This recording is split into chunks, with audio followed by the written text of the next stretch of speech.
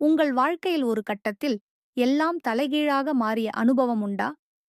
வேலை போனது, குடும்பத்தில் பிரச்சனை, உடல்நிலை பாதிப்பு, எதிரிகள் சிரித்தார்கள், நண்பர்கள் கூட கைவிட்டார்கள். ஆனால் நீங்கள் மட்டும் முருகனை இறுகப் பிடித்துக் கொண்டீர்கள். அப்படித்தானே? இன்னைக்கு இந்த வீடியோவுல நான் உங்களுக்கு ஒரு கேள்வி கேட்கப் போறேன். அந்த கேள்விக்கான பதில் உங்க வாழ்க்கையையே மாத்திடும். அது என்ன கேள்வி? முருகபக்தனுக்கு நல்லதே நடக்குமா? கெட்டது நடக்குமா? இதற்கான பதிலை ஒரு நிஜ வாழ்க்கை சம்பவம் மூலம் தெரிந்து கொள்ளப் போகிறோம். 1998ஆம் ஆண்டு சென்னையில் நடைபெற்ற முதல் சர்வதேச முருகன் மாநாடு. உலகம் முழுவதிலுமிருந்து 140 அறிஞர்கள், ஆன்மீகவாதிகள் கலந்து கொண்டார்கள். அந்த மாநாட்டில் ஒரு மனிதர் பேசினார். அவர்தான் பாலனந்த சாமியார். அவர் பேசும்போது மாநாட்டு அரங்கமே சிலிர்த்துப் போனது. ஏன் தெரியுமா? ஏனென்றால் அவர் முருகனைப் பற்றி பேசவில்லை, முருகனிடம் இருந்து பேசினார். அவர் சொன்ன வார்த்தைகள் இதோ: இந்த மாநாடு முருகனின் வேலை. நானோ நீங்களோ இதை நடத்தவில்லை. அவனே நடத்துகிறான். இந்த கலியுகத்தின் கொடுமைகளை முடிவுக்குக் கொண்டுவர அவன் திட்டமிட்டிருக்கிறான். இப்போது யோசித்துப் பாருங்கள். ஒரு மனிதர் நான் தான் பெரிய பக்தன் என்று சொல்லவில்லை. மாறாக அவனே எல்லாம் செய்கிறான் என்று சொன்னார். இதுதான் உண்மையான பக்தியின் அடையாளம். நிஜ வாழ்க்கை உதாரணம். நினைத்துப் பாருங்கள். உங்கள் ஆபீஸில் 2 பேர் இருக்கிறார்கள். முதல் நபர், நான் கடினமாக உழைக்கிறேன், எனக்குத்தான் ப்ரமோஷன் கிடைக்கும் என்று நம்புகிறார். இரண்டாவது நபர், என்னால் முடிந்த வேலையை செய்கிறேன், முடிவு முருகனிடம் என்று நினைக்கிறார். யாருக்கு மன அழுத்தம் குறைவாக இருக்கும்? யாருக்கு வாழ்க்கையில் பதற்றம் குறைவாக இருக்கும்? நிச்சயமாக இரண்டாவது நபருக்குத்தான். இப்போது ஒரு நண்பரின் உண்மை அனுபவத்தை சொல்கிறேன். இவருக்கு 1 வருடமாக வேலை இல்லை. பல இடங்களில் இன்டர்வியூ, எல்லாம் தோல்வி. கடைசியில் ஒரு நாள் முருகனிடம் மனமுருகி வேண்டினார். எனக்கு வேலை கொடுத்து ஆள வேண்டாம் முருகா. என்னால் தாங்க முடியவில்லை. உன் இஷ்டப்படி நடக்கட்டும் என்று சரணாகதி அடைந்தார். அடுத்த வாரமே எதிர்பாராத ஒரு கம்பெனியிலிருந்து கால். அதற்கு முன் அவர் அங்கு விண்ணப்பிக்கவே இல்லை. ஒரு நண்பர் அவரது ரெஸ்யூமை அனுப்பி வைத்திருந்தார். இன்று அதே கம்பெனியில் நல்ல பதவியில் இருக்கிறார். இது தற்செயலா அல்லது முருகனின் அருளா? இப்போது நாம் பேசப்போவது வேல் மறந்தருள்வாய் பற்றி. இது என்ன? இது ஒரு 16 பாடல்கள் கொண்ட வேல் மந்திரம்.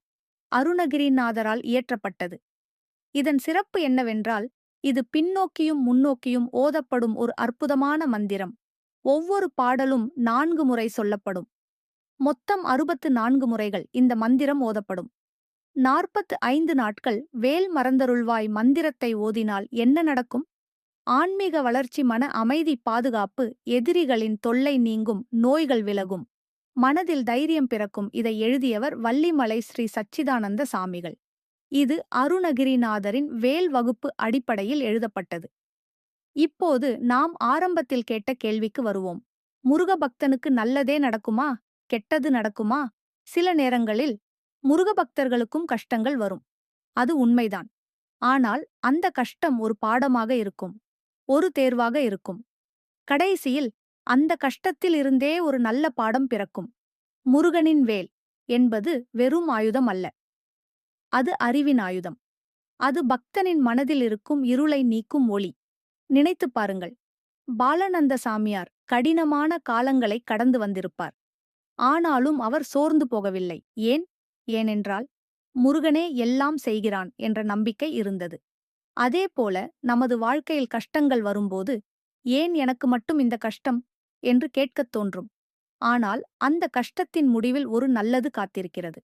ஒரு தாய் மடியில் குழந்தை விழுந்தால் அது வேதனையாக இருக்கும்.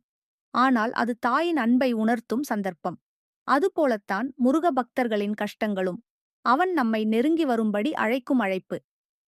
ஒருமுறை பாலமுருகன் தன் தந்தை சிவபெருமானிடம் இருந்து வேலை பெற்றார்.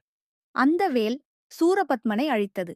அது மட்டுமல்ல, அந்த வேல் இன்றும் முருக பக்தர்களின் மனதில் இருக்கும் பயம், நோய், எதிரிகள் அனைத்தையும் அழித்துக் கொண்டிருக்கிறது. நண்பர்களே, நீங்கள் முருகனை நினைத்தால் அவன் உங்களை காப்பான். நீங்கள் அவனை சரணடைந்தால் அவன் உங்கள் பாரத்தை சுமப்பான். உங்களுக்கு கெடுதல் நடக்கும் என்று பயப்பட வேண்டாம்.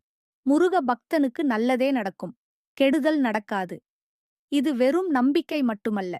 இது ஆயிரக்கணக்கான ஆண்டுகளாக முருக பக்தர்கள் அனுபவித்து வந்த உண்மை. இப்போது உங்களிடம் ஒரு சின்ன வேண்டுகோள். நீங்கள் முருக பக்தராக இருந்தால் இந்த வீடியோவுக்கு கீழே ஓம் முருகா என்று கமெண்ட் பண்ணுங்கள். நீங்கள் தீவிர முருக பக்தராக இருந்தால் முருகனின் பெயரான அரோகரா என்று கமெண்ட் பண்ணுங்கள். இந்த கமெண்ட் உங்களுக்கு மட்டுமல்ல, இதை பார்க்கும் மற்ற முருக பக்தர்களுக்கும் இது ஒரு உற்சாகமாக இருக்கும்.